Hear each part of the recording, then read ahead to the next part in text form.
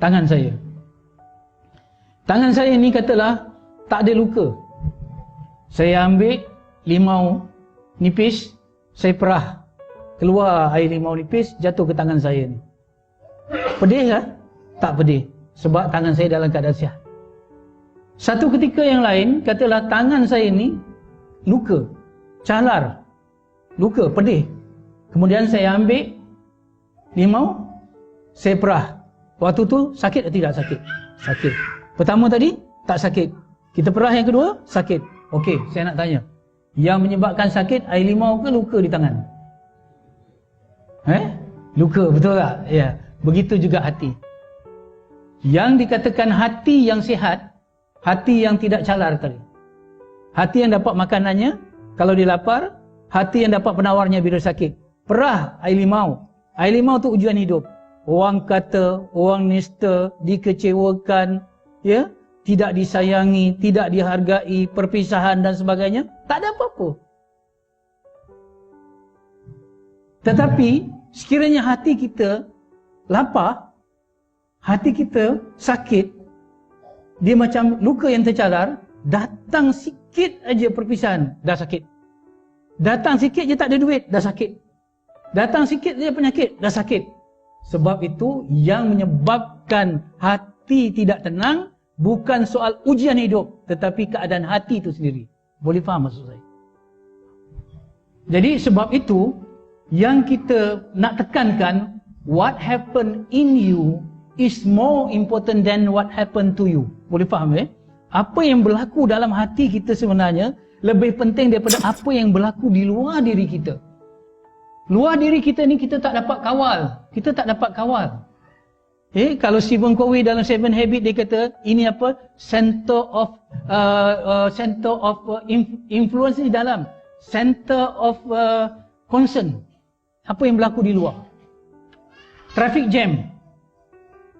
Hari-hari kita lalui traffic jam. Ada orang yang tenang lalui traffic jam. Dia buka ceramah, dia buat ini, dia tukar, betul? Ada orang yang menyumpah-nyumpah sepanjang traffic jam. Di luar pun jam, dalam pun jam. Sebab apa? Bukan soal apa yang berlaku, tetapi bagaimana hati kita menghadapinya. Boleh faham maksudnya? Kita tak boleh kontrol yang kita tak boleh kawal, tetapi yang kita boleh kontrol hati kita. Dengan syarat hati kita dapat makanannya, hati kita dapat ubatnya kalau dia sakit. Ini penting. Ini penting soal hati. Ini penting untuk kita kebahagiaan kita. Contoh, cuba kita tengok ya. Subhanallah, hati boleh lapar, hati sakit. Apa dia makanan dia? Tok Imam tadi, Alhamdulillah, Tuan Haji Mawardi dah jawab. Ar-Ra'd ayat 28. Ini jawapan Allah bagi. Ketika manusia terkapa-kapa dan teraba-raba cari, apa sebenarnya yang terjadi pada diri aku? Kenapa orang ni,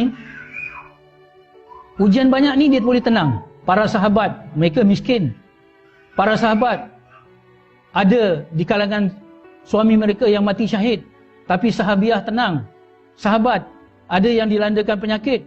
Ada seorang sahabat bagi tahu Rasulullah, ya Rasulullah, aku demam. Rasulullah kata, kamu nak demam ke? Kamu nak baik di dunia ke dan baik akhirat? Dia kata, saya nak baik di akhirat. Ya? Kalau gitu, demam ni sentiasa.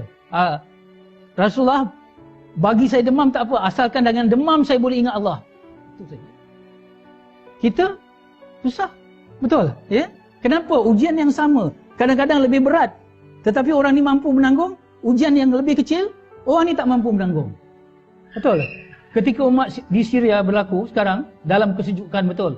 Mereka tak makan dan sebagainya. Susah tak? Susah. Saya nak cerita, ada kawan baik saya datang. Ya? Dah lama tak jumpa. Ni Ustaz Zakaria ni memang sahabat baik saya lah. Ya? Ada seorang sahabat lain, dia datang. Satu hari. Kata, ada masalah besar.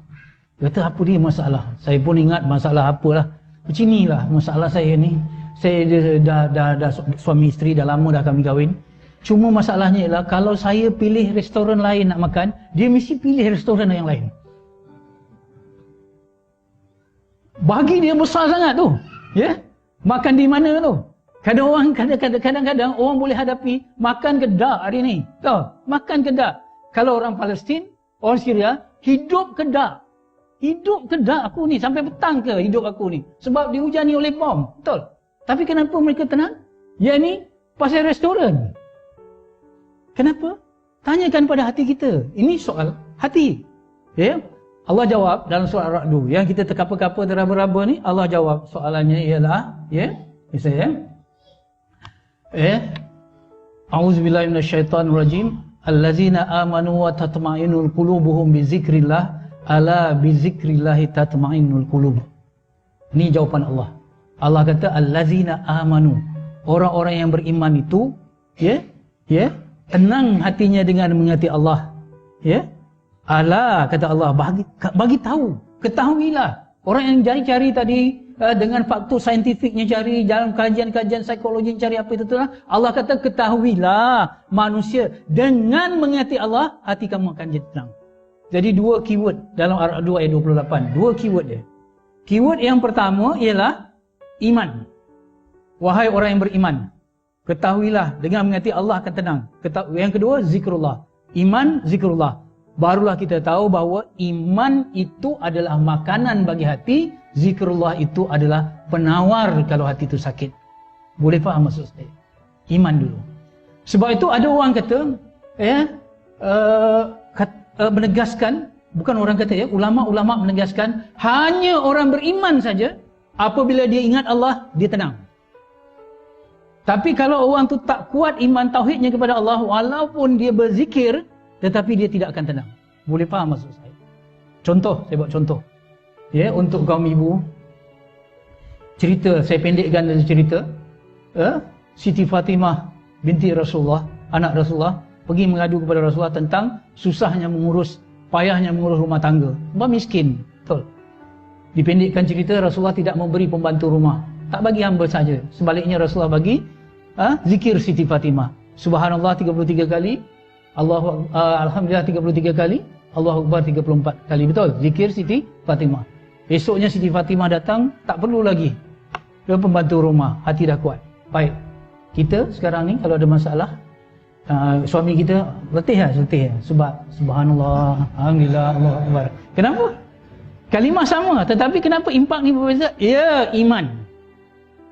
Orang yang beriman saja betul-betul kuat pergantungannya Allah, betul-betul yakin pada hari akhirat.